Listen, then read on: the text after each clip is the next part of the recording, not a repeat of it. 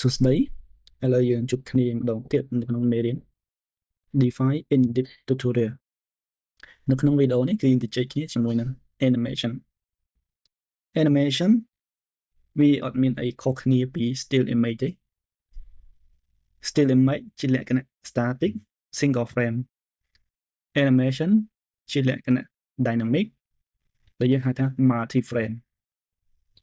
Frame ជាច្រើនបង្កើតបានជា Animation frame កាន់តែច្រើន animation របស់យើងគឺកាន់តែស្មុគល្អយើងចូលមកក្នុង video option យើងឃើញនៅផ្នែកខាងក្រោមនេះគឺដូចជាមួយនឹង still image rendering អញ្ចឹងនៅក្នុងនេះយើងមានផ្ទាំងធ្វើការរបស់យើងអាចថាជា multi frame នៅក្នុងនេះ clip animation តូចៗហើយយើងមានផ្ទាំងខាងនេះគឺកន្លែង export option អញ្ចឹងគឺវាដូចទៅនឹងលក្ខខណ្ឌ still image option នេះយើងហៅថា clip ឬអាចថាជា video package មួយនៅក្នុងហ្នឹងអញ្ចឹងនេះជា package video មួយហើយយើងអាច create clip តូចៗនៅក្នុងនេះបានច្រើនអញ្ចឹងយើងដឹងហើយ animation គឺវាកើតពី single frame ច្រើនបញ្ចូលគ្នាបានជា multi frame យើងហៅថា animation អញ្ចឹងយើងគាត់តែ create view មួយ click នៅលើ option នេះឬក៏ចូលមកនេះ add current view គឺ view មួយនេះអញ្ចឹងពេលដែលយើង add view នឹងបានមួយអីហើយយើង add view មួយទៀត click នៅលើនេះមកអញ្ចឹងយើងមាន2 view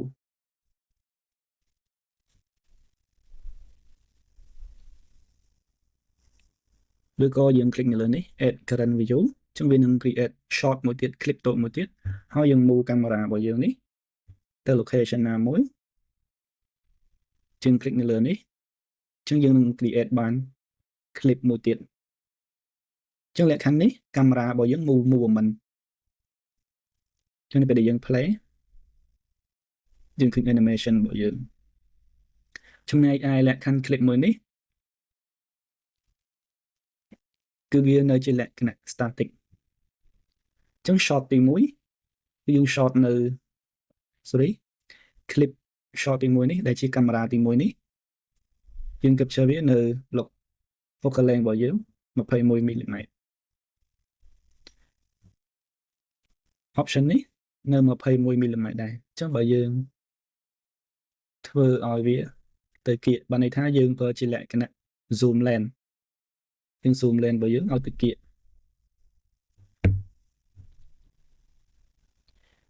យើង click update អញ្ចឹង clip ទី1នេះកាមេរ៉ានៅក្នុង clip ទី1កាមេរ៉ាទី1 21 មីលីម៉ែត្រ clip ទី1កាមេរ៉ាទី2 30 មីលីម៉ែត្រអញ្ចឹងទីតាំងកាមេរ៉ាតែមួយយើងគ្រាន់តែដូរ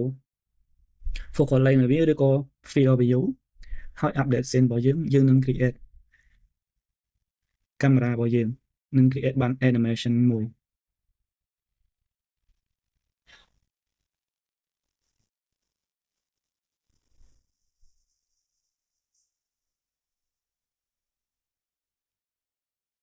អញ្ចឹងនៅក្នុងនេះពេលដែលយើង select ទៅ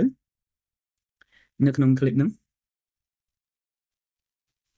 យើងឃើញកន្លែងនេះ inspector វាប្រើពាក្យលក្ខណៈថា auto smooth អញ្ចឹងអាចដាក់ទៅជា linear ទៅ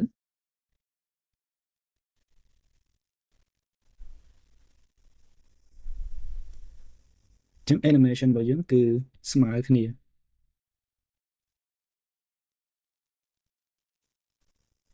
shot មួយនេះដូចជាមានបញ្ហាតាក់ទងជាមួយនឹង option ណាមួយជាក់ស្ដែងវាមិនគួរបែបហ្នឹងទេ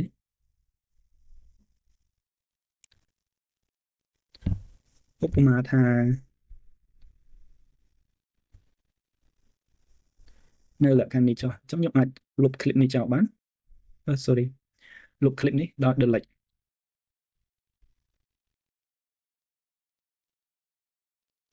ឬក៏យើងអាចបង្កើត clip ថ្មីមួយទៀតបានដែរ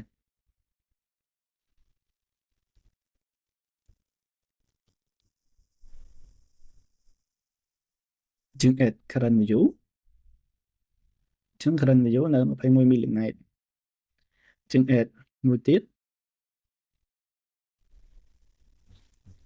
35 mm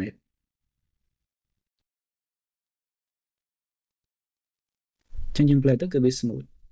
លក្ខខណ្ឌនេះយើងអត់ចាំបាច់ update គឺវាស្គាល់ដែរចឹងពេលយើង modify នៅលើនេះគឺវាចាប់ស្គាល់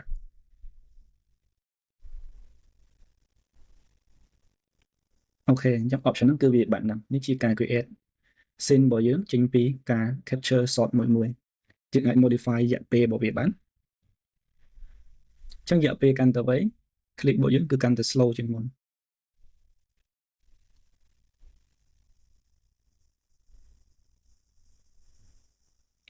ចឹងពេលយើង select clip យើងអាច change aspect ratio របស់វាបាន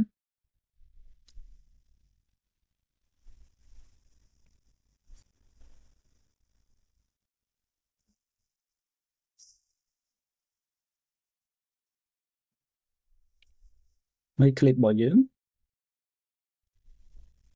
ជាលក្ខណៈ linear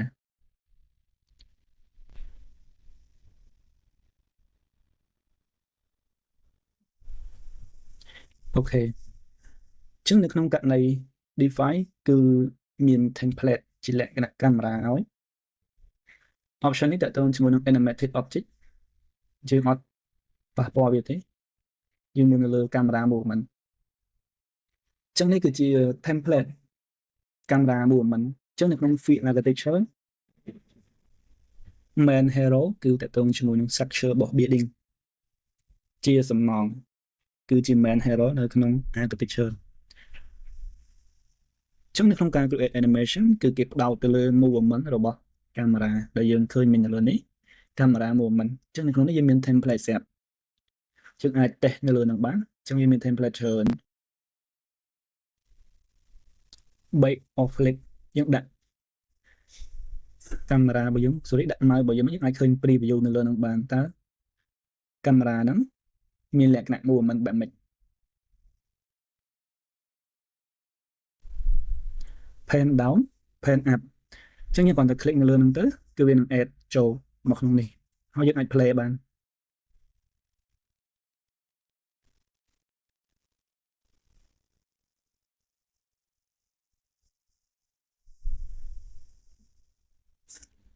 ចឹងយើងអាច order clip របស់យើងបានយើង move នេះមកខាងនេះមកអូខេដល់ទៅយើង move នេះវិញអូខេ pan up pan down clip របស់យើងចឹងយើងអាចចូលទៅក្នុង template នេះតេស្តជាមួយនឹង tool មួយចំនួនទៀត panorama pan នេះតកតងជាមួយនឹងបានន័យថាកាមេរ៉ារបស់យើងមាននៅ location របស់វាមួយហើយយើងពវល់ម៉ាស៊ីនកាមេរ៉ារបស់យើងនៅជុំវិញខ្លួនយើងឲ្យវាចាប់ទៅក្នុង scene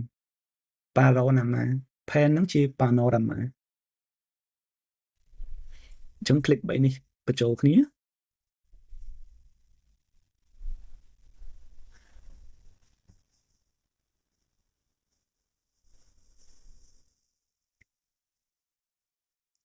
ពេលដែលយើង select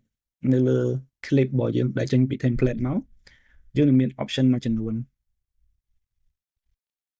អញ្ចឹងយើងអាចដូរវាតាមនឹងបានយើងអាចចូលមក check ពីលើនឹងបន្ថែមទៀតជាមួយនឹង scene របស់យើងដោយសារយើងមាន template ច្រើនយើងអត់ចំណាយពេលនៅលើវាយើងទេតែនេះជា idea គឺគេធ្វើបែបហ្នឹង select template របស់វាអាចដាក់ចូលបានឬក៏ create shot របស់វាមួយចេញពីការ capture រូបភាពរបស់វានេះហើយយើងអាច export បានយើងអាច export ដោយ select នៅលើ shot ណាមួយយកពាក្យថា render ឬក៏ add ទៅ render cube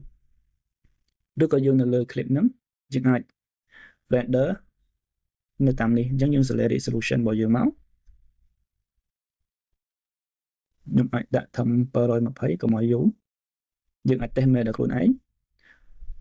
format របស់វា MP4 ហើយយើង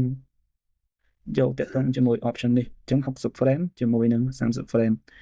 លក្ខខណ្ឌនេះហើយដែលយើងហៅថា multi frame frame 30 frame ក្នុង1សកុងអញ្ចឹងរយៈពេល1សកុងយើង render 30 ស្លឹកបើយើងយក60ស្លឹកគឺវាគុណនឹង2អញ្ចឹងវាកាន់តែយូរជាទូទៅយើងប្រើត្រឹម30 frame ហ្នឹងគឺអូខេហើយអត់ចាំបាច់ដល់60 frameទេ add to render queue វាគេ reset អញ្ចឹងយើង click នៅលើនេះមកគឺយើង render clip ទី1អញ្ចឹងយើងមើល3 1 3ទាំងអស់វាឡើង